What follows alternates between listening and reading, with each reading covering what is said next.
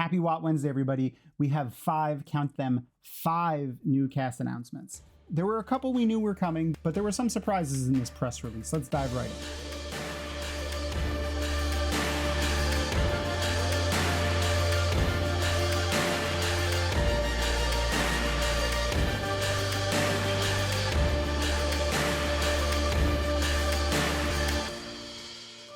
I'm Tom, and I'm excited to dive into these casting announcements. But first, I want to say a big thank you to all of our supporters and viewers that have stuck with us since the beginning through all my nonsense, and whom we get to share this exciting news with. As always, a huge shout out to our sponsors, Torbook. Not only have provided us with The Wheel of Time, but many other fantastic books and authors. Go and check them out. And as always, our lovely supporters over on Patreon. Thank you so much for being so generous and supporting us through the years, and we can't wait to provide you with more fun, exciting, engaging content.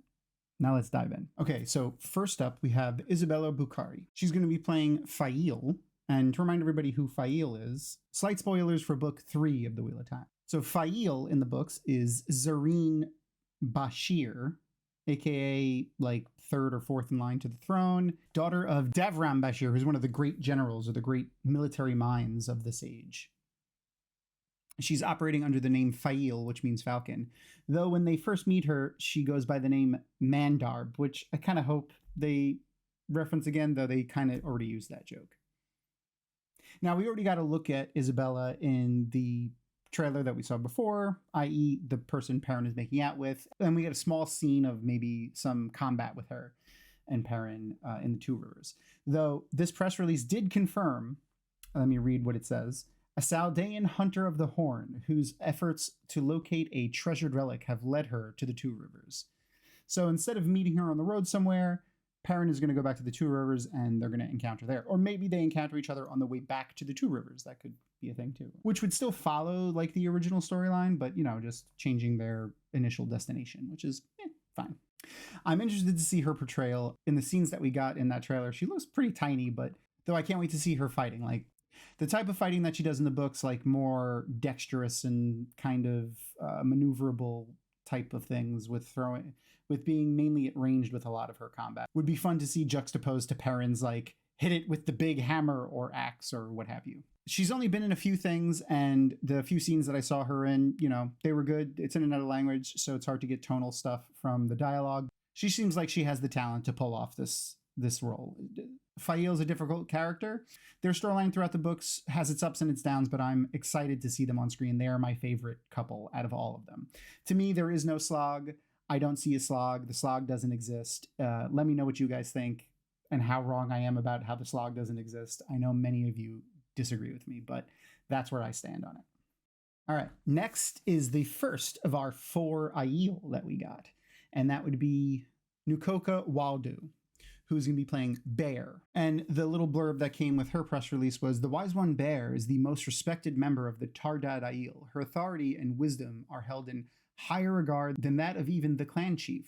Along with being able to channel the One Power, she has access to an even more mystical ability. Now, readers here will know that that even more mystical ability is probably going to be her status as a dreamer or a dream walker. That is someone who has access to Tel'aran'rhiod, the world of dreams within the Wheel of Time. Now, if you're not a book reader and you've only seen the show, we've already seen the World of Dreams a couple of times. Really, the most notable and memorable one was when Lanfear entered Ishamael's dreams, first disguised as Rand, and snuck in bed with him, which was probably hilarious to film. A skilled person in the World of Dreams can manipulate the world around them, can obviously manipulate themselves to look differently than they normally do, and all kinds of other neat little tricks. There's a lot that can be done in there. And none of it is tied to the One Power, within the books at least. Now, a notable change here on Bair is that she's of the Tardad Aiel, where in the book she's of the Shardad Aiel. I know, yes, it sounds very similar, but there are 12, technically 13 tribes of the Aiel, similar to how there are 12, technically 13 tribes of Israel, and that is kind of what they're based on, also kind of what the initiating bit of their history is based on, without getting too spoilery on them. In addition to being of the Tardad, she's also a channeler in the show, which is different to her status as a non-channeler in the books.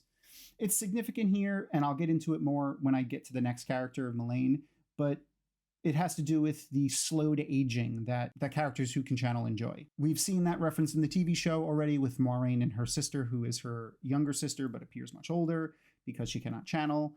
And I feel like it's a little bit of a loss for the story building of that. And I don't know. We'll see where it goes. On to our next character of Melaine, which gets us to Salóme Gunnarsdóttir, who's playing Melaine.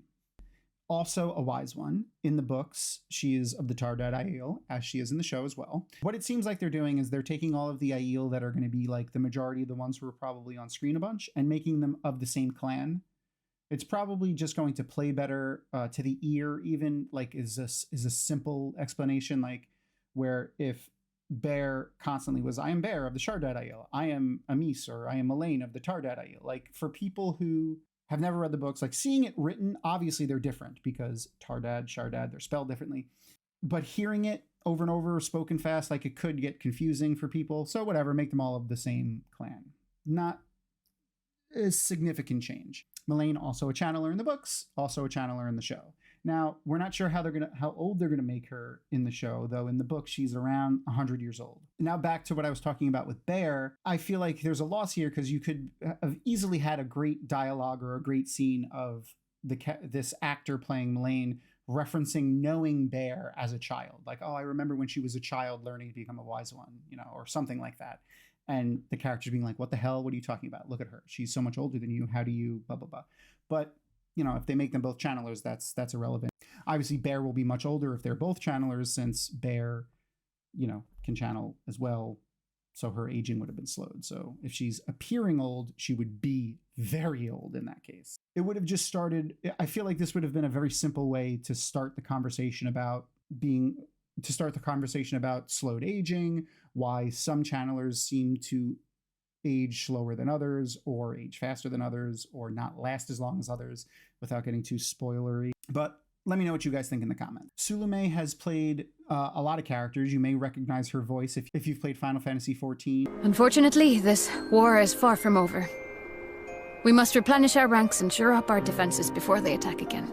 Or Assassin's Creed Valhalla, where she played Freya.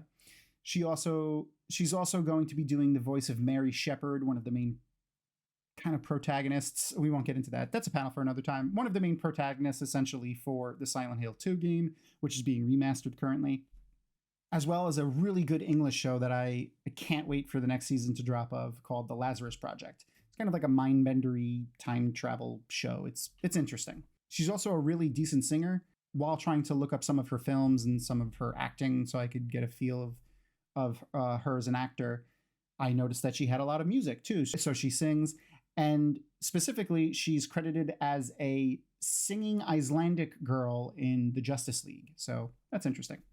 Though I love Melaine, I'm really looking forward to Amis, and I cannot wait to see Amis on the screen. Speaking of Amis, who is the better half of our next character, who was also cast, and that would be Rhuarc of the Tardad Aiel. Now, he's a clan chief, and he will be being played by Björn Landberg. Now, Bjorn is a pretty big dude, and I'm guessing that was him next to Yosha when they were standing above Rhuarc in the trailer that we saw. I can't wait to see his portrayal. Now, his natural gray hair will look beautiful as Rhuarc, who has that salt and pepper hair, and he's a pretty good looking dude. Pretty good looking. I think he's going to pull off, even just in the intimidating looks and size, he's going to pull off Rhuarc. But I did look up some of his movies. Now, I don't speak Icelandic or Norwegian in any way, so I couldn't really understand what was going on. But seeing the few scenes that I looked up of him and his acting, I feel like he has the chops to pull off Rhuarc. I'm confident. I'm confident in both what I saw and the casting directors for the Wheel of Time so far. They haven't been wrong yet, in my opinion. As a little reminder of who Rhuarc is, he is the clan chief of the Tardad Aiel. He is husband to Amis and Liane, who are sister wives in the books. I'm hoping they still do like the poly-esque, non-traditional marriage of the Aiel. I hope they stick with that. I'm confident they could portray these types of relationships both healthily and with much respect. And I'm excited to see them. Nothing new and exciting from Bjorn's bit in the press release for Rhuarc. He's a well-respected clan chief of the Tardad Aiel, and having passed the trials of Rhuarc, he knows what's behind the mystical fog. though he's forbidden to speak of it. So obviously, you know, the stuff that we see in the glass columns and the things that are physically located in Rhuarc. I can't wait to see how they do that on screen. It's going to be awesome to see like basically a jumble, it's going to be awesome basically seeing like someone took a antique shop, held it upside down and shook it out into the square of Rhuarc. Now I don't want to say I saved the best for last, but I at least saved the most interesting for last, in my opinion. You guys can let me know what you think. And that brings us who's going to be playing Melindhra, Synnøve Macody Lund. And I looked up how to pronounce that. Melindhra just by herself from the books, small recap, and a slight spoiler for her character in the series. That she's a dark friend and an Aiel, and that type of character is rare. The Aiel being who they are and their sense of honor and dedication, having someone sworn to the Dark One is not as prevalent as it is in the Wetlands. Their value of material and wealth is far lower than that of the Wetlanders, so it's hard to bribe them with that, as well as their value of power over others. They don't really have that kind of hierarchy within their societies. And they're not afraid to die. In fact, some of them kind of look forward to it. They view dying as waking from the dream. That's what they say to each other, you know, wake from the dream. We hope you wake from the dream one day. Like dying to an Aiel is not a terrible thing. So, you know, living forever actually kind of would be bad. You know, I like to say most Aiel follow kind of like a alternate version of Bushido in their J-Ito, but they also kind of value death in combat as Vikings did or the Norwegians did. You know, dying honorably in combat is a great thing as opposed to, you know, like sick in bed. Most of the warrior Aiel view it that way at the very least. Now, the other interesting bit about her character comes from the blurb that we had in the press release. Melindhra, a Malkiri survivor who was taken in and raised by the Tardad Aiel. Now, this is a huge diversion from the character in the books, as well as a very interesting change from really just anything that happens in the books. We don't have references to any other surviving Malkir until way later in the books, and none of them are of the age of Melindhra and how at least the actor who's portraying her appears. So she's probably around the same age as Lan.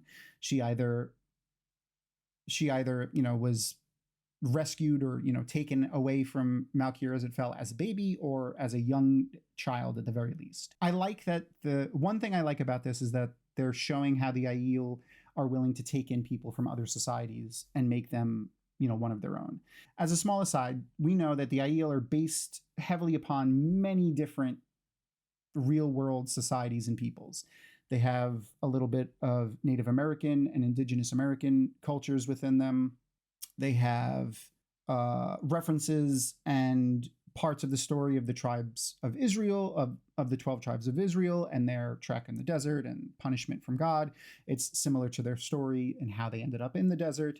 Their code of honor is very reminiscent to the code of Bushido that the samurai followed, but with also references to Nordic culture and Norwegian culture and the way they view certain people within their societies. They're an interesting amalgam of peoples, as well as also having the majority of the physical appearance, i.e. hair color and eyes of Irish people. Red hair, light colored eyes, pretty much 99% of them.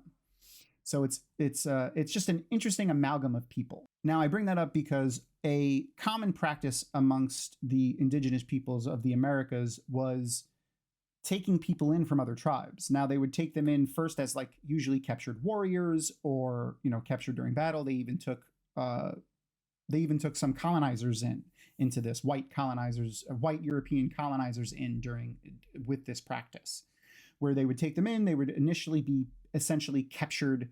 I hesitate to use the word slaves, but they would, you know, put them to work doing things. But they would eventually allow them to join the tribe and become members of the tribe, become one of the people themselves. They would put them through trials and tests, and eventually they could become a member of the tribe. So I like being able to see it more than the one time we see the books with Tigraine, which if you want some spoilers, you could look up that name. We see it again now with this Malkir survivor.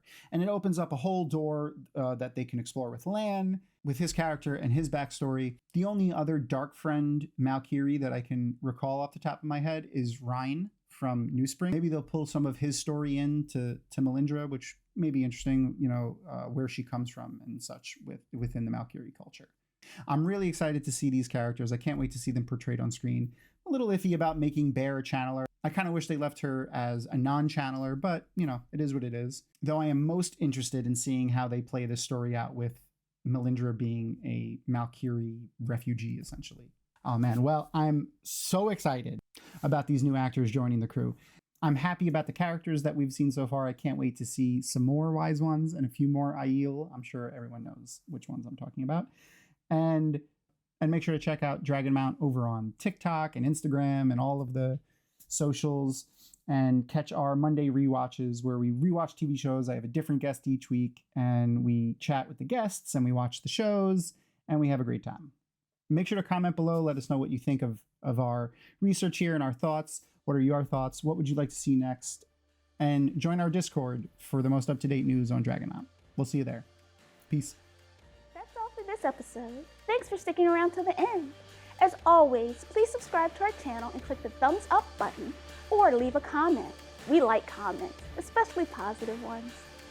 If you have a friend who enjoys the Wheel of Time, tell them about Dragonmount.com and our show.